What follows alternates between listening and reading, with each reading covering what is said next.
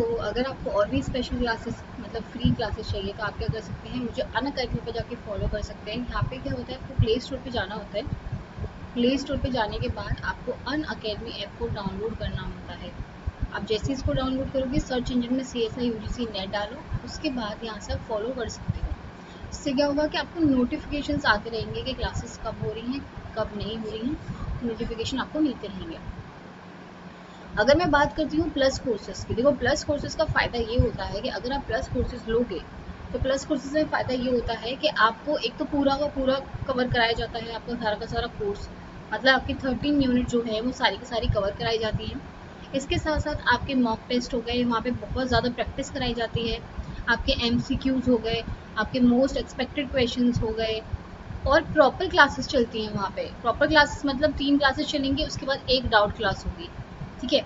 तो आपके जितने भी डाउट हैं वो सारे के सारे क्लियर हो जाते हैं पर्टिकुलर टाइम के अंदर, और आपके JRF क्लियर करने के बहुत ज़्यादा चांसेस होते हैं। तो आप इसको ज्वाइन कर सकते हैं। आपको करना क्या है, आपको प्ले स्टोर पे जाना है, अनअकैडमी ऐप को डाउनलोड करना है और सर्च इंजन में CSI UGC नेट डालना है। उसके बाद आपको यहाँ पे सब्सक्रिप्शन का वो मिलेगा, उस पर क्लिक करना है। क्लिक करने के बाद आप 6 मंथ्स का ले सकते हैं, 12 मंथ्स का ले सकते हैं, या फिर 24 मंथ्स का ले सकते हैं। जैसे अगर कोई बच्चा अभी मास्टर्स के लास्ट सेमेस्टर में आया है, या फिर उसने कभी मतलब उसने ड्रॉप लिया हुआ है, तो वो 6 मंथ्स में कर सकता है प्रिपरेशन। इसमें उसका रिवीजन भी हो जाएगा और रिवीजन के साथ साथ मॉक टेस्ट की प्रिपरेशन भी हो जाएगी। तो आई थिंक ये इनफ होगा किसी भी बच्चे के लिए JRF क्लियर करने के लिए। अगर मैं 12 मंथ्स की बात करती हूँ तो कोई भी बच्चा अगर मास्टर्स के अभी, या फिर जो लास्ट ईयर का बच्चा है वो भी 12 मंथ्स का ले सकता है, ऐसा कुछ नहीं है। वो मैं थोड़ा बहुत ओवरऑल आइडिया दे देती हूँ तुम लोगों को, क्योंकि मास्टर्स के सेकेंड ईयर में है अभी, वो 12 मंथ्स का ले सकता है। इससे उसका जो कोर्स भी कंप्लीट हो जाएगा, कोर्स के साथ साथ नेट JRF की प्रिपरेशन भी हो जाएगी। तो तुम्हारे मास्टर्स खत्म होते होते तुम्हारा JRF तुम्हारे हाथ में होगा। तो आई थिंक ये बहुत अच्छा आइडिया है। 24 मंथ्स की बात करती हूँ तो जैसे कोई भी बच्चा अगर मास्टर्स के भी फर्स्ट ईयर में आया है और वो JRF की प्रिपरेशन करना चाहता है, तो वो 24 मंथ्स का ले सकता है। इससे क्या होगा, तुम्हारा वो ही कोर्स कंप्लीट हो जाएगा और तुम्हारा JRF भी क्लियर हो जाएगा सेकेंड ईयर थर्ड सेमेस्टर तक। ओके।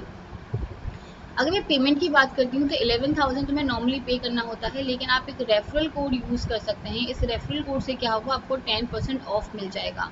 दैट इज कुमकुम 10 अगर आप यूज़ करोगे, कुमकुम 10 KUM 10 अगर आप इसको यूज़ करते हो तो आपको 10% ऑफ मिलेगा। उस 10% ऑफ के लिए आप अप्लाई कर सकते हो। उसके बाद आपकी जो अमाउंट होती है अबाउट 10,395, मतलब 10,395 आपको एक साल के लिए पे करना होता है। देन आपको प्रोसीड टू पेमेंट करना है। आपको इंस्टेंट 10% ऑफ मिलेगा अगर आप कुमकुम 10 अप्लाई करेंगे तो। आप डेबिट कार्ड के थ्रू कर सकते हैं या फिर क्रेडिट कार्ड के थ्रू कर सकते हैं, जैसे मास्टर कार्ड हो गया, मेस्ट्रो हो गया, वीज़ा हो गया, आप कैसे भी कर सकते हैं। आप EMI के थ्रू कर सकते हैं, जहाँ पे नो कॉस्ट EMI वाला ऑप्शन भी है। नो कॉस्ट EMI का मतलब है कि आपको कोई इंटरेस्ट देने की ज़रूरत नहीं है, कोई इंटरेस्ट देने की ज़रूरत नहीं है। अगर इतने पैसे हैं तो आपको इतने पैसे ही देने हैं और इसमें कोई इंटरेस्ट नहीं लगेगा, ठीक है। आप UPI के थ्रू कर सकते हैं, आप वॉलेट के थ्रू कर सकते हैं, अगर पेटीएम पेपल यूज़ करते हैं, आप नेट बैंकिंग भी यूज़ कर सकते हैं। तो आप किसी भी वे के थ्रू आप पेमेंट कर सकते हैं। अगर मैं तुम्हें रियलिटी बताऊँ, अगर तुम कहीं भी दिल्ली वगैरह जा रहे हो तो वहाँ पे जो अमाउंट होता है 35,000 टू 40,000 तुम्हारी फीस पेमेंट होती है फॉर 6 मंथ्स, सिर्फ 6 महीने की फीस है ये। उसके बाद तुम्हारा अगर कोई बच्चा दिल्ली में नहीं रहता है, कोई और सिटी में रहता है, तो उसको वहाँ पे जाना भी पड़ेगा। आपका जो रेंट हो जाता है 10,000 पर मंथ हो जाता है। तो तुम देखो कितना, 1-1.5 लाख तुम्हारा खर्च हो जाएगा 6 महीने की कोचिंग में, और उसमें भी तुम्हारा वर्थ इट नहीं होता है, क्योंकि यहाँ पे course complete most of the time नहीं कराया जाता है। तो तुम्हें यहाँ पे एक साल के लिए 10,000 का मिल रहा है, जहाँ पे तुम्हें इतनी सारी सुविधाएं मिलती हैं। तो आई थिंक बहुत अच्छी बात है। आपको कोई क्वेरी है तो आप पूछ सकते हैं डायरेक्टली कि मैम क्या होगा क्या नहीं होगा, तो आप डायरेक्टली मुझसे पूछ सकते हैं। अनअकैडमी की बात करते हैं। अनअकैडमी पे आपको CSI UGC नेट सर्च करना है, लाइफ साइंसेज सर्च करना है। उसके बाद आप सब्सक्रिप्शन ले सकते हैं by applying Kumkum 10 to get a 10% off. Okay, चलो आज हम बात करने वाले हैं, अपना मैराथन है ये हमारा। बेसिकली हम सेल साइकिल का रिवीजन करने वाले हैं, और इसमें जो भी मैं होगा वो मैं डायग्राम्स के थ्रू समझाने वाली हूँ, क्योंकि तुम्हें बहुत डिटेल में समझा चुकी हूँ। आज हम डायग्राम्स के थ्रू समझेंगे, तो जो भी तुम्हारे डाउट होंगे यहाँ पे भी और क्लियर हो जाएंगे। तो आई थिंक बहुत ज़्यादा अच्छा होने वाला है। चलो देखते हैं। एक होती है इंटरफेज और एक होती है एम फेज। इंटरफेज का मतलब होता है वो फेज जो एम फेज से पहले हो रही होती है, इंटर मतलब बीच में हो रही होती है। अब ये जो इंटरफेज होती है इसमें क्या होती है, G1 फेज होती है, एस फेज होती है और G2 फेज होती है। ये तीनों की तीनों जो फेज हैं बहुत ज़्यादा इंपॉर्टेंट हो जाती हैं, क्योंकि ये काम करने का काम इन्हीं का है, पूरा बेस यही बनाएंगी। एम फेज को तो बस एग्जीक्यूट करना है उस चीज़ को, ये सारा इनिशिएट करती हैं। Now they are cytologically inactive phase, मतलब अगर मैं साइटोलॉजिकली देखती हूँ तो हमें लगता है कि तो इनएक्टिव फेज है, इंटरफेज है, तो लेकिन अगर मैं एम फेज को देखती हूँ तो उसको माना जाता है साइटोलॉजिकली एक्टिव फेज। क्यों? क्योंकि उसका डिवीजन मुझे दिख रहा है, लेकिन इंटरफेज का डिवीजन मुझे दिख नहीं रहा है अच्छे से, तो मुझे लगता है कि वो इनएक्टिव फेज है। सेकेंड इज, अगर मैं बात करती हूँ मेटाबॉलिकली, अगर एनर्जी कंजप्शन की बात करी जाए या फिर एनर्जी मेटाबॉलिक यूज करने की बात करी जाए, तो जो इंटरफेज है बहुत ज़्यादा एक्टिव फेज है, क्योंकि यही है मेरा जो डीएनए का रेप्लिकेशन करा रही है, मेरी प्रोटीन सिंथेसिस करा रही है। जो चीज़ें इंपॉर्टेंट थी एग्जीक्यूट करने के लिए प्लान को, वो सारी की सारी इकट्ठा तो इंटरफेस कर रही है। तो मेटाबॉलिकली अगर मैं एक्टिव फेज मानूँ तो इंटरफेज जो होती है वो मेटाबॉलिकली एक्टिव फेज होती है, जबकि मेरी एम फेज जो होती है कंपैरेटिवली लेस एक्टिव होती है। At the molecular level that is more active, yes molecular level पे डीएनए आरएनए सारा रेप्लिकेशन हो रहा है, तुम्हारा प्रोटीन सिंथेसिस हो रही है, तुम्हारा हिस्टोन फॉर्मेशन हो रहा है, स्पिंडल फॉर्मेशन हो रहा है, सेंट्रियोल डबल हो रहा है, तो ये तो मॉलिकुलर लेवल पे बहुत ज़्यादा एक्टिव हो जाती है, तो ये भी तुम्हारा सही होगा। इंटरफेज जो होती है मॉलिकुलर लेवल पे और मेटाबॉलिकली दोनों टाइप से ही एक्टिव होती है, लेकिन साइटोलॉजिकली हमें देखने पे लगता है कि वो इनएक्टिव फेज है। अगर मैं एम फेज की बात करूंगी, वही less active comparatively, required more time. अगर टाइम की बात करते हैं, अगर अगर इमेजिन करो अगर इसको लग रहे हैं 18 घंटे, तो 18 घंटों में से 17 या 16 घंटे तो यही ले जाएगा, सिर्फ 2 घंटे में एम फेज कंप्लीट हो जाता है। तो कितना टाइम लग रहा है चीज़ों को इकट्ठा करने में, तो इंटरफेस जो है बहुत ज़्यादा इंपॉर्टेंट हो जाती है, and it will require more time as compared to the M phase, while the M phase will act in a very small or less time. Now it includes the 3 important phases, कौन सी हो गई हमारी, G1 हो गई, S हो गई and G2 phase हो गई, ये तीनों होते हैं। जबकि मेरे हैज माइटोटिक फेज, कौन कौन सी फेज होंगी इसमें, प्रोफेज हो जाएगी, metaphase, anaphase and telophase, which gonna be followed by cell division या फिर साइटोकाइनेसिस। ठीक है, तो ये होता है तुम्हारा ओवरव्यू की इंटरफेस होती है, उसके बाद एम फेज होती है, फिर तुम्हारी साइटोकाइनेसिस होती है। चलो देखो ये है तुम्हारी फिगर। अब क्या होता है, जहाँ से तुम्हें साइकिल स्टार्ट करनी है, मतलब तुम्हें साइकिल कहाँ से स्टार्ट करनी है, जीवन से साइकिल स्टार्ट करनी है। अब जीवन से साइकिल अगर स्टार्ट करनी है तो तुम्हें एक चीज़ डिपेंड करेगी कि तुम्हें प्रॉपर खाना है कि नहीं। मतलब अगर तुम कहीं भी किसी चीज़ की भी अगर ट्रैवलिंग करने वाले हो, ठीक है, अगर तुमने अपना सामान ही नहीं लिया है कि तुम क्या रास्ते में करोगे क्या रास्ते में नहीं करोगे, हो सकता है ठंड होगी, तुमने विंटर के कपड़े रखे हैं कि नहीं रखे, तो जब तक तुम पूरा प्रिपरेशन नहीं करोगे तो क्या तुम ट्रैवलिंग के लिए जाओगे, नहीं। वैसे ही अगर जीवन के पास प्रॉपर न्यूट्रिएंट नहीं है, प्रॉपर न्यूट्रिएंट नहीं है या फिर ग्रोथ फैक्टर्स नहीं है, तो वो भी आगे नहीं बढ़ पाता है। तो जब उसको पता चलेगा, जब उसको श्योरिटी हो जाएगी कि मेरे पास अब पूरे ग्रोथ फैक्टर्स आ गए हैं, मेरे पास सारा न्यूट्रिएंट आ गया है, तभी वो आगे बढ़ेगा। तो क्या होता है, मेरा जीवन फिर आगे बढ़ता है। अगर बाई चांस मेरे न्यूट्रिएंट की कमी हो जाती है, मतलब मेरे को जितना ग्रोथ फैक्टर चाहिए था उतना नहीं मिलता है, तो मेरी जो सेल साइकिल है वो G0 में भी जा सकती है। लेकिन ऐसा नहीं है कि अगर एक बार G0 में गई तो वापस नहीं आ पाएगी, वो वापस आ जाती है अगर उसको प्रॉपर न्यूट्रिएंट या फिर ग्रोथ फैक्टर प्रोवाइड कराया जाए तो याद रखना है जो G0 और G1 का है वो रिवर्सिबल है, ऐसा नहीं है कि इरिवर्सिबली हो जाएगा, नहीं, रिवर्सिबल है। अगर तुम और ज़्यादा ग्रोथ और न्यूट्रिएंट प्रोवाइड करोगे G0 फेज में, G0 फेज क्या है, G0 फेज है तुम्हारी क्विसेंट फेज, क्विसेंट फेज होती है ये। मतलब क्या होता है कि कोई भी इंसान, जैसे कोई भी इंसान है, उसको नहीं समझ में आ रहा मैं क्या करूं, तो वो क्या करता है, कुछ दिन के लिए अपना अलग अलग रहता है, अपना अलग अलग रहता है, उसे कोई मतलब नहीं किसी से, अपना जितना भी स्टोरेज था उसी को खाता रहता है और अपना जो पर्टिकुलर स्टोरेज था उसी से अपना काम चला लेता है। वैसे ये G0 फेज है। लेकिन जैसे अगर मैं G0 को, अगर मैं उस इंसान को प्रॉपर ग्रोथ फैक्टर्स प्रोवाइड करूं, प्रॉपर न्यूट्रिएंट प्रोवाइड करूं, वो क्या करेगा, वापस से लाइफ में आ जाएगा। वैसे ही जो G0 मेरा गया था, अगर मैं उसको प्रॉपर चीजें प्रोवाइड करूंगी तो वो वापस से जीवन में आ सकता है। तो ये रिवर्सिबल प्रोसेस होता है, इसको याद रखना है, क्वेश्चन पेपर में आता है। उसके बाद अगर एस फेज में आते हैं, एस फेज में क्या होता है, डीएनए कॉपीड हो जाता है, तो डीएनए का यहाँ पे होता है रेप्लिकेशन। यहाँ पे डीएनए का क्या होता है, रेप्लिकेशन। एस फेज के बाद आती है G2 फेज।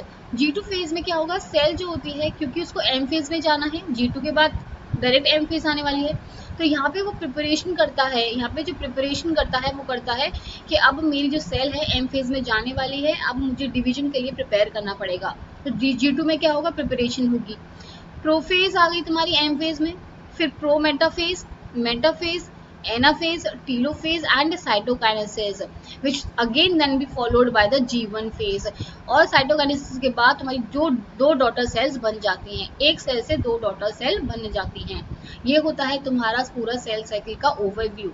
चलो नाउ आज मैं जो ऐसे बात करने वाली हूँ, मैं तुम्हें सीडीकेज और ये सब पहले ही बता देती हूँ। उसके बाद अगर मैं जीवन फेज पढ़ा रही हूँ तुम्हें, तो उस फेज में तुम्हारा डिवीजन कैसे हो रहा है वो भी बात करूंगी, तुम्हारा सेल साइकिल चेक पॉइंट कैसे हो रहे हैं वो भी बात करूंगी। तो सब एक साथ ही बात करते जाएंगे, ऐसा नहीं है कि मैं इसको अलग अलग से बात करूंगी, नहीं, सबको साथ साथ बात करने वाले हैं। तो यही सीडीकेज पढ़ लेते हैं, क्या होते हैं। इसका मतलब है साइक्लिन डिपेंडेंट काइनेजेस। तो सीडीकेज का ही मतलब हो गया साइक्लिन डिपेंडेंट काइनेजेस। मतलब अगर सीडीकेज से मेरे साइक्लिन आके बाइंड नहीं करेगा, अगर साइक्लिन आके बाइंड नहीं करेगा तो वो एक्टिव नहीं हो पाएगा। उसकी एक्टिवनेस के लिए साइक्लिन की ज़रूरत है। और अब मुझे ये बताओ, क्या मेरी साइक्लिन्स जो है, क्या मेरी जो साइक्लिन्स हैं, कोई उनमें एंजाइमेटिक प्रॉपर्टी होती है? नहीं, साइक्लिन्स में खुद की कोई एंजाइमेटिक प्रॉपर्टी नहीं होती है। मतलब खुद कोई बेरोजगार है ये भी और ये भी बेरोजगार है, दोनों बेरोजगार मिलते हैं, क्या बनाते हैं, सेल्फ स्टार्ट करते हैं अपना अपने बिजनेस को और बहुत सारा डिवीजन करते हैं, बहुत सारा पैसा बना लेते हैं। तो जो सीडीकेज है वो भी वेला था, साइक्लिन भी वेला था, दोनों मिल जाएंगे, मिलने के बाद वो बहुत सारी चीजें करेंगे, डिवीजन करेंगे सेल का। तो cyclin dependent kinases phosphorylate the substrate by transferring the phosphate group. क्योंकि काइनेजेस है, काइनेजेस का मतलब ही ये होता है कि वो फॉस्फेट ग्रुप को ट्रांसफर करेगा। तो वो ट्रांसफर करता है अपने किसी भी सबस्ट्रेट को, एक पर्टिकुलर सबस्ट्रेट की कौन उस पे अमाइनो एसिड पे, चाहे वो सीरीन हो या फिर थ्रियोनिन हो, इन द सबस्ट्रेट्स, ठीक है। It is a multifunctional enzyme that can modify the various protein substrate involved in the cell cycle progression. Now, CDKs requires a presence of cyclins to become active. अगर cyclin नहीं दोगे तो active नहीं बनेंगे। Now, the cyclins are the family of the proteins that have no enzymatic property या फिर no enzymatic activity of their own but activate CDKs by binding to them. So this is very important कि cyclins की खुद की कोई enzymatic property नहीं होती है, लेकिन वो सीडीके से बाइंड करेंगे और उनको एक्टिवेट कर देंगे। अब ये पढ़ लेते हैं कि कौन कौन सी सीडीकेस कहाँ कहाँ आती हैं। अगर मैं सेल साइकिल की बात करती हूँ, जीवन की, अगर मैं जीवन की बात करती हूँ, जो मेरी साइक्लिन्स हैं वो है साइक्लिन डी। जो सीडीकेस है वो CDK 4 to 6। They can react to the outside signal such as growth factors और माइटोजेंस। जैसे मैंने बताया कि अगर तुम्हें जीवन फेज स्टार्ट करना है तो तुम्हें प्रॉपर न्यूट्रिएंट चाहिए या फिर प्रॉपर ग्रोथ फैक्टर्स चाहिए। अगर तुम्हें ये प्रॉपर हो जाते हैं तो उसके बाद मेरे साइक्लिन जो है वो सीडीके से बाइंड कर जाते हैं, बाइंड करने के बाद मेरे जीवन फेज को एक्टिव कर देते हैं, जीवन फेज को एक्टिव कर देते हैं। अब एक बात बताओ, अब मुझे जीवन से जीएस में आना है, जीवन से जीवन एस के बीच में आना है, इंटरमीडिएट में आना है, तो मेरे इन साइक्लिन्स को डिग्रेड होना पड़ेगा, इन साइक्लिन्स को डिग्रेड होना पड़ेगा, तभी ये वाले साइक्लिन्स बन पाएंगे। तो साइक्लिन का डिग्रेडेशन और फॉर्मेशन बहुत कॉमन बात है। तो अगर क्वेश्चन में आता है कि साइक्लिन का डिग्रेडेशन हो जाता है एक पर्टिकुलर चीज के बाद, यस, उसके बिना तो मेरी साइकिल आगे बढ़ेगी नहीं। तो मेरा साइक्लिन डी होगा, पहले वो हटेगा, उसके बाद साइक्लिन ई और ए आएगा। तो ये बहुत इंपॉर्टेंट चीज है। जीवन से एस में आते हैं तो मेरा साइक्लिन ई या फिर ए दोनों में से कोई भी एक्टिवेट हो जाता है, जो नॉर्मली में माना जाता है वो ई माना जाता है, ठीक है, ये एक्टिवेट हो जाएगा। जो सीडीके है वो सीडीके 2 काम कर रही होती है, which basically regulate the centrosome duplication. यहाँ पे क्या हो रहा है, सेंट्रोसोम का डुप्लीकेशन स्टार्ट हो गया है, रेगुलेशन हो रहा है, and important for reaching the start. मतलब क्या हुआ, देखो ये मेरा जीवन हो गया, अच्छा यहाँ पे देखो ये मेरा जीवन हो गया, यहाँ पे होता है एक स्टार्ट बटन। स्टार्ट बटन क्या है, जैसे तुम्हारा थ्रेशोल्ड वैल्यू नहीं होती है, कि अगर तुम एक्शन पोटेंशियल एक पर्टिकुलर लेवल तक पहुंचाओगे तभी वो आगे जाएगा। वैसे कि यहाँ पे एक स्टार्ट होता है G1 और S मीडियम पे, कि अगर मेरा सेल यहाँ तक डिवाइड कर गया, अगर मेरा सेल यहाँ तक भी ग्रो कर गया, उसके बाद अगर उसने ये स्टार्ट पॉइंट क्लियर कर दिया तो मतलब पूरी सेल साइकिल खत्म करेगा। ठीक है, तो इस स्टार्ट तक पहुंचने के लिए तुम्हारा G1 S के जो CDK2 है वो इंपॉर्टेंट होते हैं, इनकी वजह से ही वो स्टार्ट तक पहुंच पाएगी। नेक्स्ट ये वाले साइक्लिन मेरे डिग्रेड होंगे, उसके बाद एस फेज वाले एक्टिवेट हो जाएंगे जो होंगे साइक्लिन ई और ए, जो CDK2 से ही बाइंड करेंगे and they will target the helicases and polymerases. ठीक है, तो टारगेट करेंगे हेलिकेजेस को और पॉलीमरेजेस को।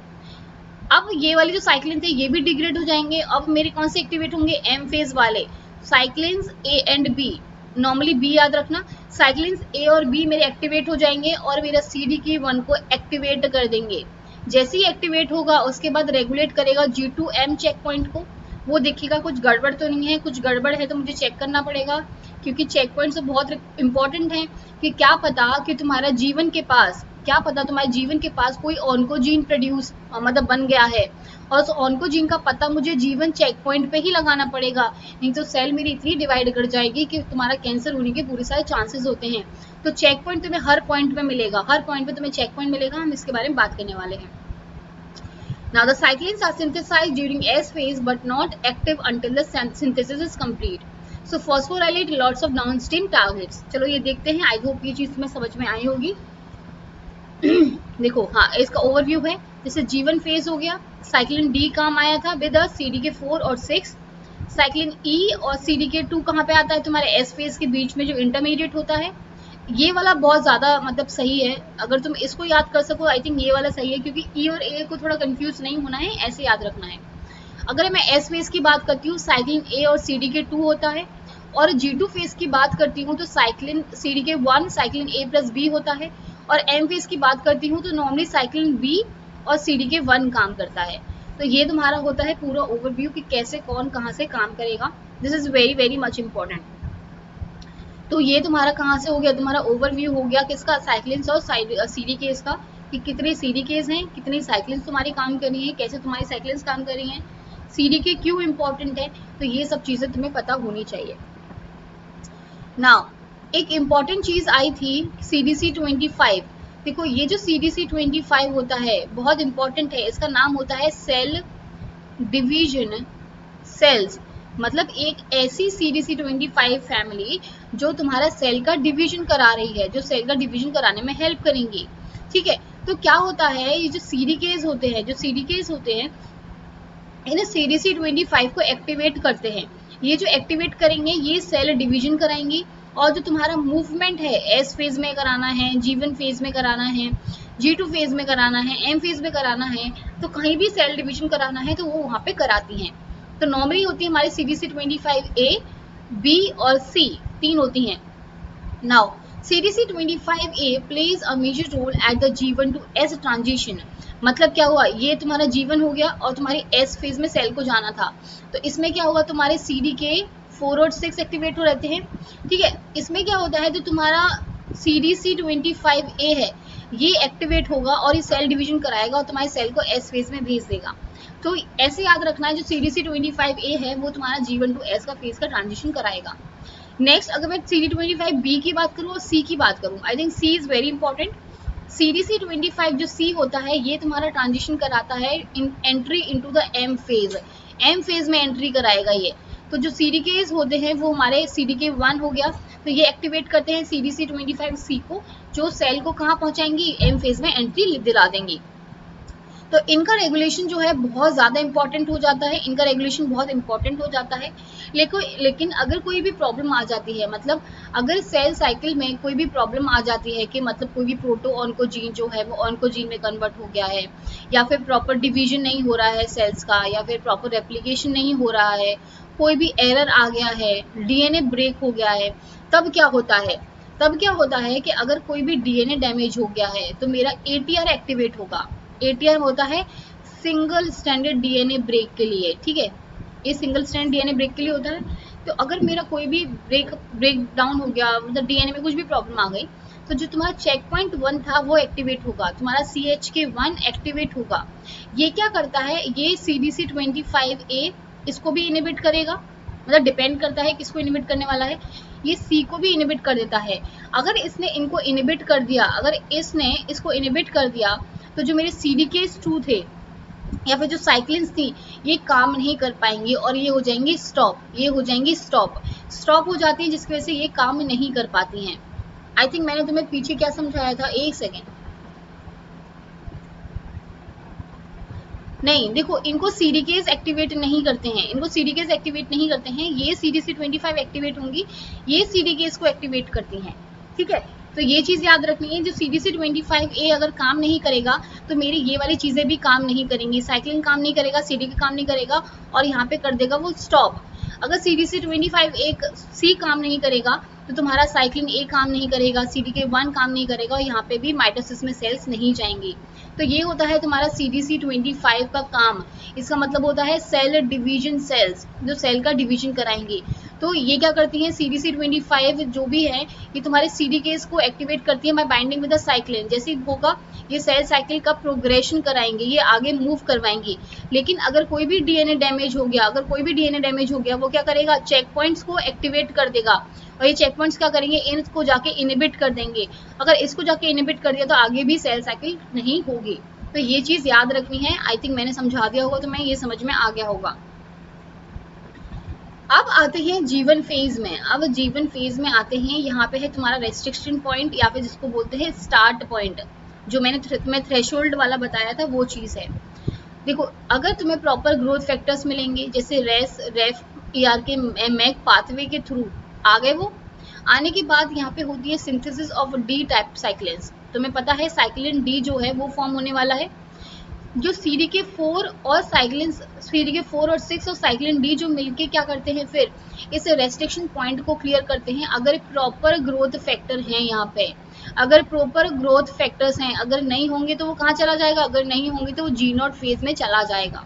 तो इसका रेगुलेशन करा जाता है on the basis of the growth factors. अब जीवन साइकिल सेल साइकिल का रेगुलेशन होता कैसे है, मतलब तुम्हें अब जाना है जीवन से S फेज में। अगर तुम्हें जीवन से S फेज में जाना है, उसके लिए तुम्हारे पास कौन सी CDKs हैं, CDK4 और साइक्लिन 6, सॉरी CDK4 और 6 और साइक्लिन D, ये है तुम्हारे पास जो तुम्हारे जीवन से S फेज में भेजेंगी। अब क्या होता है कि तुम्हारा एक ट्रांसक्रिप्शन फैक्टर होता है, दिस इज ट्रांसक्रिप्शन फैक्टर। ये जो ट्रांसक्रिप्शन फैक्टर होता है वो तुम्हारे एक रेटिनोब्लास्टोमा एक सेल होती है, ठीक है, इनसे बाइंड रहता है। ये जो RB क्या करती है, इस E2F को बाइंड करके रखती है। जैसे मेरा E2F हो गया, ये मेरा RB हो गया, इसको ऐसे बाइंड करके रखेगी और उसको इनएक्टिव रखेगी, उसको कहीं निकलने नहीं देगी। अगर उसको घूमने का मन है उसको घूमने भी नहीं देती है। तो अगर ये इसके साथ बाइंड रहती है तो जो मेरा ट्रांसक्रिप्शन है वो रिप्रेस रहता है, मतलब ट्रांसक्रिप्शन ऑफ रहता है। अब क्या हुआ कि मुझे प्रॉपर ग्रोथ फैक्टर्स मिल गए, मुझे प्रॉपर न्यूट्रिएंट मिल गया है, तो मुझे लगा कि अब तो मुझे ट्रेवलिंग पे जाना चाहिए। तो वैसे ही इसको क्या लगता है कि अब तो मुझे जीवन सेल साइकिल को रेगुलेट करना पड़ेगा, मतलब मुझे जीवन से S फेज में जाना पड़ेगा। अब उसको जाने के लिए आपको क्या होता है, आपका जो ये RB होता है, RB को क्या करना पड़ेगा, हटाना पड़ेगा, इस क्या बोलते हैं कांटे को हटाना पड़ेगा। उसके लिए क्या करते हैं, ये जो CDK4 और 6 होते हैं, ये साइक्लिन D ने जैसे आके बाइंड करा, ये हो जाएंगे एक्टिव हो जाएंगे। इनकी क्या प्रॉपर्टी होती है, काइनेसिस प्रॉपर्टी होती है। काइनेसिस का मतलब क्या होता है, फॉस्फोराइलेशन कराना है।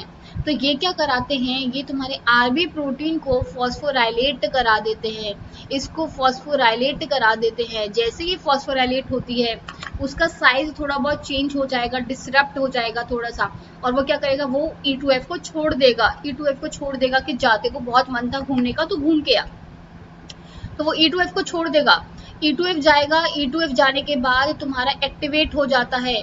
अब एक और प्रॉपर्टी होती है इस E2F की, ये तुम्हारा सेल साइकिल का प्रोग्रेशन तो कराएगा, ये कराता है पॉजिटिव रेगुलेशन, मतलब खुद को ही बोलता रहता है, खुद को ही और एक्टिवेट करता रहता है, बहुत ज्यादा एक्टिवेट करता रहता है। तो अगर मुझे बताओ, अगर मेरा ये परमानेंट अगर कुछ भी ऐसी म्यूटेशन हो गई कि मेरा RB फॉस्फोराइलेट ही रह जाएगा, तो जो मेरा E2F है बहुत ज़्यादा डिवीजन कर लेगा। अगर बहुत ज़्यादा डिवीजन कर देगा तो मेरा कैंसर हो जाएगा। तो ये क्वेश्चन में भी आता है कि अगर RB को तुमने फॉस्फोराइलेट करा के रख दिया, अगर ऐसी कोई म्यूटेशन हो गई कि ये परमानेंटली एक्टिव हो गया, तो तुम्हारे कैंसर होने के पूरे चांसेस हैं। अब ये जो E2F एक्टिवेट हो जाएगा, ये तुम्हारा ट्रांसक्रिप्शन को एक्टिवेट कर देगा और G1 से S का ट्रांजिशन करा देगा। तो ये तुम पहुंच गए, तुम अपने S फेज में पहुंचने वाले हो। अब आता है कि अगर कोई भी DNA डैमेज हो गया, मतलब अगर तुम्हारे G1 पे ही कोई DNA डैमेज हो गया, तो तुम्हें उसके लिए क्या चाहिए, चेक पॉइंट चाहिए। चेक पॉइंट जैसे जैसे तुम्हारी पुलिस नहीं लगा के रखती है कि अगर कोई गुंडा अगर रिलीज हो गया है तो तुम चेक पॉइंट लगा के रखते हो, कहीं यहाँ से पास तो नहीं हुआ, यहाँ से पास तो नहीं हुआ, कोई गड़बड़ तो नहीं है यहाँ पे। वैसे ही यहाँ पे क्या होते हैं, G1 S चेक अरेस्ट होते हैं कि कोई गड़बड़ तो नहीं है, किसी मतलब प्रोटो ऑन्कोजीन कोई ऑन्कोजीन में कन्वर्ट तो नहीं हो गया, सेल ढंग से काम कर रही है कि नहीं कर रही है। तो ये भी तुम्हारा पुलिस का काम करते हैं। ये आते हैं reversible arrested cells are called quiescent cells. ये मैं बता चुकी हूँ, जो G0 सेल्स हैं वो तुम्हारी क्विसेंट सेल्स होती हैं, जो रिवर्सिबली रहती हैं। अगर तुम इन्हें प्रॉपर न्यूट्रिएंट प्रोवाइड करोगे या ग्रोथ प्रोवाइड करोगे तो वो वापस से आ सकती हैं। तो this is a G0 stage. Irreversible की बात करती हूँ, irreversibly arrested cells are called senescent cells. मतलब अगर कोई सेल सेनिसेंस में चली गई है तो वो वापस नहीं आ पाएगी, वो चली गई तो एक बार चली गई, वो वापस नहीं ला सकते। तो यहाँ पे सेल साइकिल जो है परमानेंटली अरेस्ट हो जाती है। तो अगर सेल साइकिल तुम्हारी G0 में जा रही है कोई प्रॉब्लम नहीं है, लेकिन अगर वो सेनिसेंस में जा रही है, अगर वो मरने की ओर जा रही है, तो तुम उसको वापस नहीं ला सकते हो। Third is neurons and the skeletal muscles are present in the terminally differentiated G0 phase, in which cell division never occurs. ये तुम्हें पता होना चाहिए कि न्यूरॉन जो हैं तुम्हारे बड़े होने के बाद कभी भी डिवाइड नहीं करते हैं, कभी भी डिवाइड नहीं करते हैं। स्केलेटल मसल हो गया, कभी भी डिवाइड नहीं करते हैं, वो परमानेंटली G0 फेज में चले जाते हैं।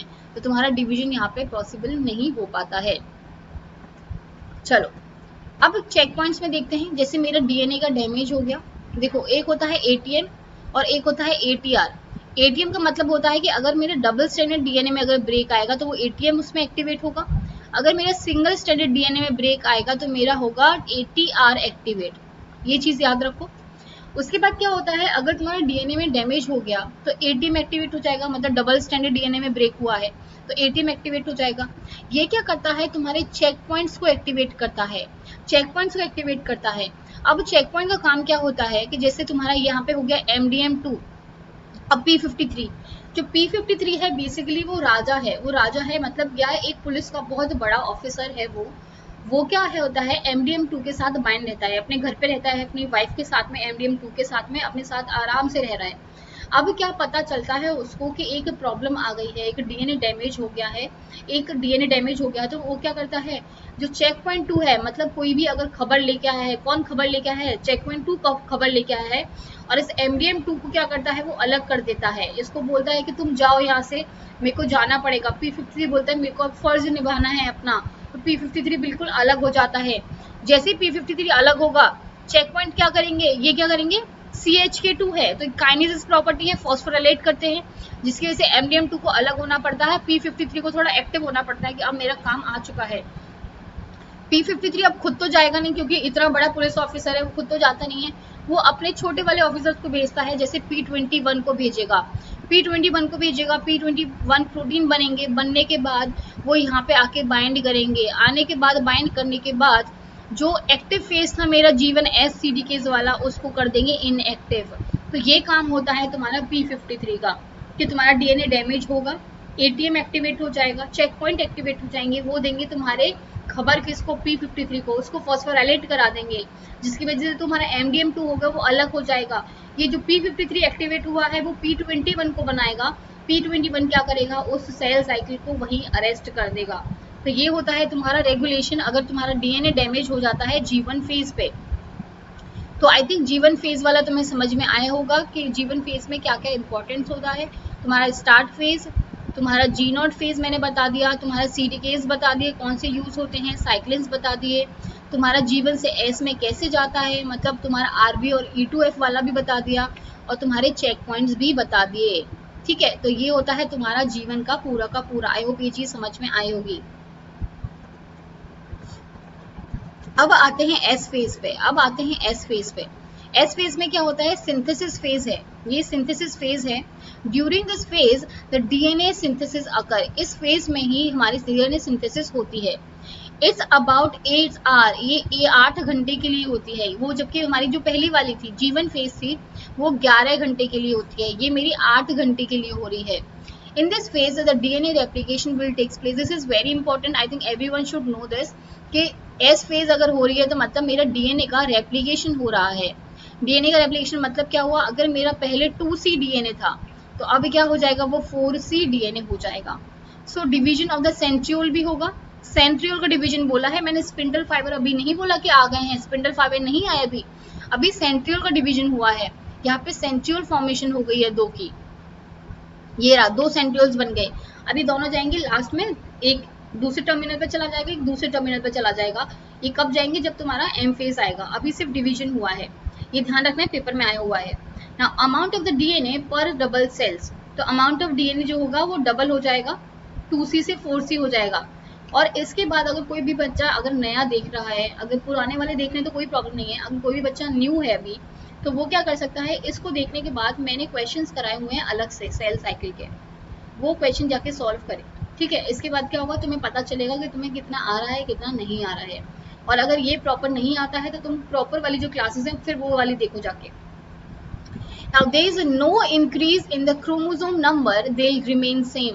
अगर क्वेश्चन आता है कि क्रोमोसोम नंबर 2n था तो कितना हो जाएगा, वो 2n ही रहेगा। लेकिन अगर मैं डीएनए की बात करूंगी 2C का 4C हो जाएगा। देखो ये होता है तुम्हारा क्रोमोसोम, ये तो सेम ही रहेगा, लेकिन इसमें डीएनए का नंबर डबल हो जाएगा। डीएनए मतलब डीएनए नंबर डबल हो जाएगा मतलब कंडेंसेशन होने लग जाएगा थोड़ा थोड़ा। ये होता है तुम्हारा, ये क्रोमोसोम नंबर बढ़ने से इतना फर्क नहीं पड़ेगा, लेकिन डीएनए का अमाउंट, यहाँ पे डीएनए का अमाउंट ज्यादा बढ़ जाएगा, क्रोमोसोम जो होगा वो सेम का सेम ही रहेगा, ठीक है। अब आते हैं सेल साइकिल को फेज में एस्टिमेट करने के लिए। देखो अगर तुम्हारा जीवन न्यूक्लियस है, जीवन फेज है, तो मेरा क्रोमोसोम भी नंबर 2n था और मेरा डीएनए का नंबर भी 2C था, ठीक है। जैसे मैं एस फेज में जाती हूँ, मेरा जो क्रोमोसोम नंबर है वो तो सेम रहता है, लेकिन जो मेरा डीएनए है वो हो जाता है डबल। क्या हो गया, डबल हो गया। पहले 2C था, अब कितना हो गया, 4C हो गया।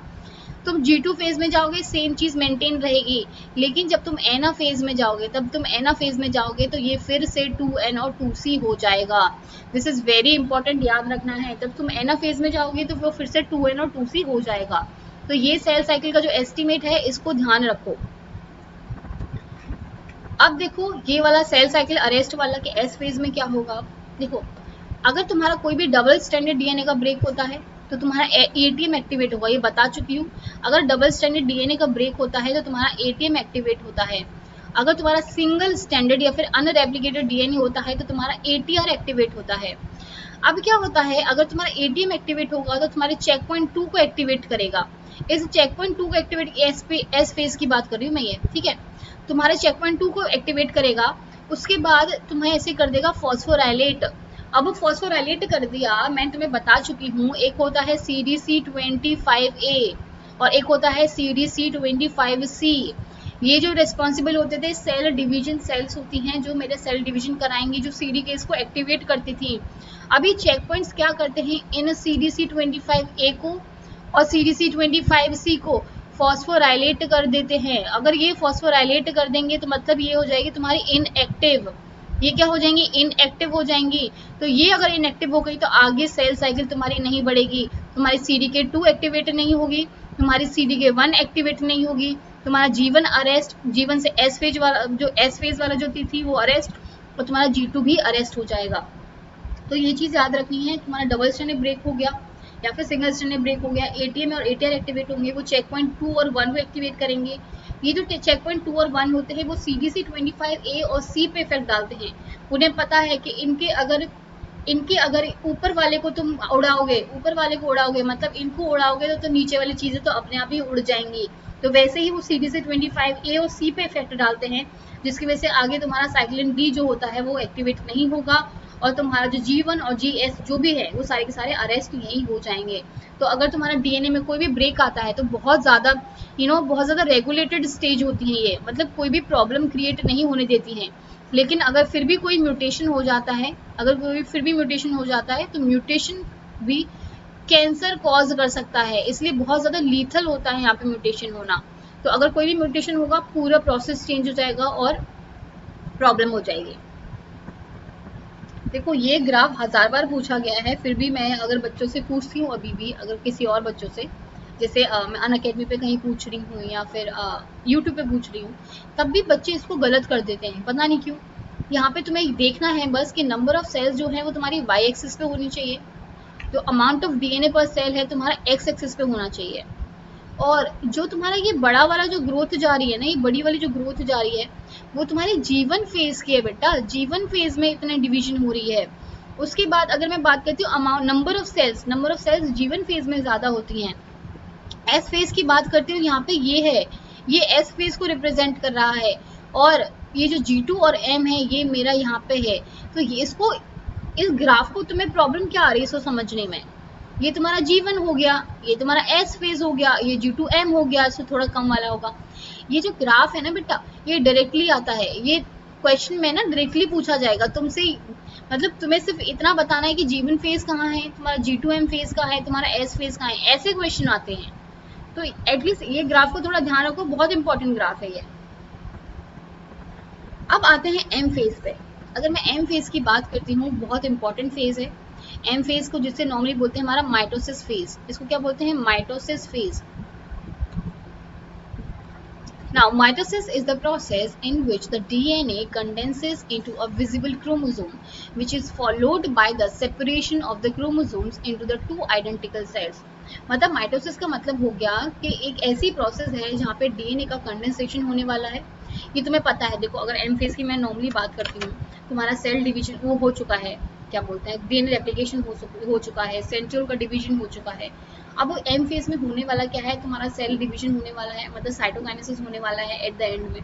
तो उसके लिए क्या होता है, तुम्हारे जो क्रोमोसोम्स नंबर हैं, तुम्हारे पास 46 क्रोमोसोम है, तो जो डॉटर सेल्स है उसमें सेम नंबर ऑफ क्रोमोसोम्स आए, उसके लिए बहुत प्रॉपर चीज़ों को मैनेज किया जाता है। तो यहाँ पे पहले क्या होता है, डीएनए का कंडेंसेशन होगा। कंडेंसेशन से तुम्हें अगर थोड़ा बहुत याद हो कि जो मेटाफेज होती है एक ऐसी फेज है जहाँ पे हम क्रोमोसोम को विजिबली देख सकते हैं। नॉर्मली हम कहीं नहीं देख सकते, लेकिन अगर मेटाफेज में देखना चाहोगे तो तुम्हें बहुत अच्छे से दिख जाएंगी।